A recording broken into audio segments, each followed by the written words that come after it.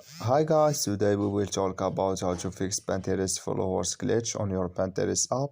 All you have to do, you just click here on settings, then you come to settings window here in this window, and you just go down, then you click here on apps, and you come to apps window here in this window, and you just go down here to looking for Pinterest app in this window.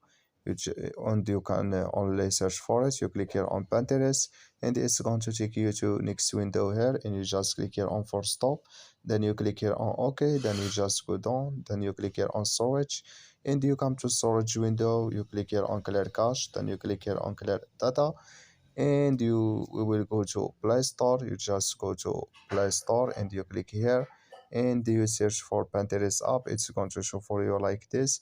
You just click here on update, and it's going to update your Pinterest app.